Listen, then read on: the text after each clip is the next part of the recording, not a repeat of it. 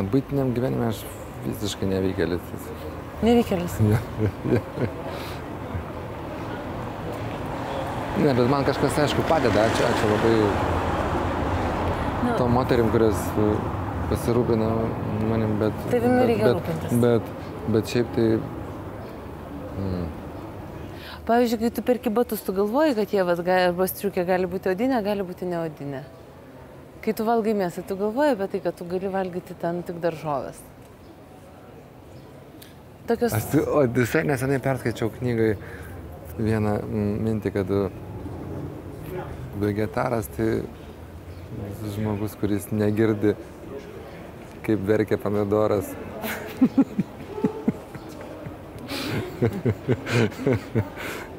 Nes iš tikrųjų, labai artima ta mintis, kad tikrai, iš tikrųjų, pavyzdžiui, bakterijos, tai jos irgi lygiai taip pat turi norą gyventi. Pavyzdžiui, ir pomidoro ląstelės, ir vis tiek viena gyvybė minta kita neišvengiamai kažkaip tai. Ir vis tiek kažką žudai. Ir tas bakterijas nužudai, vaistus išgeri, ir daržovės suvalgai, vis tiek kažką nužudai. Nu, aišku, čia ta diferenciacija, kokio lygio būtybė tu nužudai, kad tenais tą bakteriją nužudai, tai čia, tiek to nieko. Žinai, bet iš tikrųjų ta auka vyksta, gal aš čia vėl labai kažkokią tai liūdną ir gilę temą nueinu, bet iš tikrųjų ta auka visą laiką vyksta vis tiek. Praktiškai apokalipsė kiekvienam žmogui ar taip ateina. Kiekvienam žmogui atskirai? Atskirai.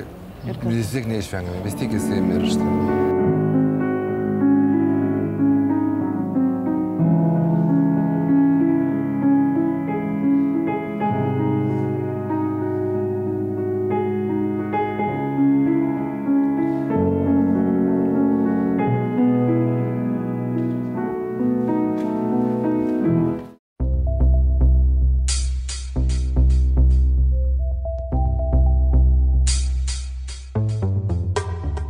Pasakojama, kad 14 amžiuje vienas londonietis buvo nuteistas mirties bausme už tai, kad mieste degino anglį ir taip teršė orą. Tai matyti ir buvo pirmoji bausmė už oro taršą.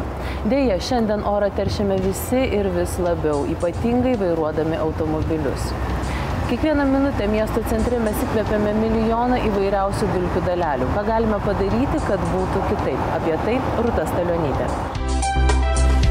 Kas rytą šioje sostinės senamiesčio kavinėje kruopščiai švarinamas ne tik vidus, bet ir lauko staliukų vieta. Ir kavinės prieigos, ir nemaža Rotušės aikštės dalis išplaunamos muiluotų vandeniu. Iš tikrųjų, tai net nepasakysiu nuo kada, nes čia ne 1, ne 5 metai, turbūt nuo tada, kai turim lauko terasą, nuo tada ir plaunam, man atrodo, tikrai labai senai. Mes kažkaip galvom, kad yra čia praktiškai tas pats, kaip ir mūsų, tarkim, namie kiemas. Kiek apsišiukšlinam, kiek dulkių, kiek dar kažko, tiek ir patys išsiplaunam. Kažkaip niekados ten net nekilo minties, kad ateitų kažkas kitas išplautų, sutvarkytų. Jeigu vis tiek, ar kaip savo namie kieme apsišiukšlinai maždaug, tai tada ir išsiplauni, susitvarkai. Tai lygiai čia panašiai mes tą patį darom.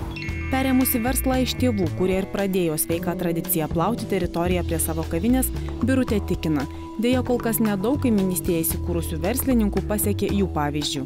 Kitaip nei užsienyje, kur net prie mažyčių miesto parduotuvėlių kasdien šaligatviai šveičiami muilu ir vandeniu. Dauguma Lietuvoje tik prašluoja šiukšles savo kavinės ar parduotuvės zonoje, palikdami dulkių debesis. Sukūrius mažyčių, bet sveikatai pavojingų teršalų dalelių, kuriomis kvėpuoja kiekvienas miestietis. Nėra taip brangu, vis tiek mes plaunamės ir tvarkomės patį restoraną.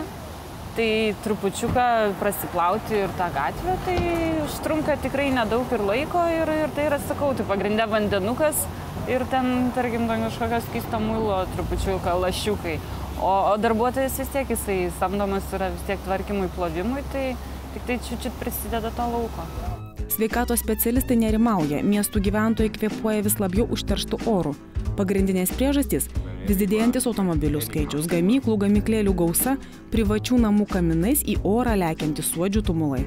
Pastebėjote, jei tik ilgiau nelyja ir nėra vėjo, tiek žiemą, tiek vasarą jau ir virš mūsų didmiesčių tvyro neišsisklaidantis teršalų debesys, galintys sukelti sunkes kvėpavimo takų ligas, netgi vėžį. Kol neišmokome naudoti sveikatą ir aplinką tausojančiais elektromobiliais, kol šildymui ar elektrai gaminti nenaudojame saulės bei vėjo energijos, oro kokybė miestuose vis prastėja. Pamenate, pavasarį didžiuosiuose Lietuvos miestuose oro tarša kietosiomis dalelėmis.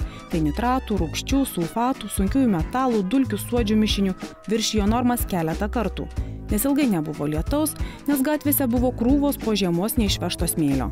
Žinia, švarinti miesto gatves nuo teršalų ir rūpintis oro kokybę pirmiausia turėtų miestų tvarkdariai. Jie pritarė, oras būtų sveikesnis, švaresnis, jeigu gatvės būtų plaunamos nuolatos.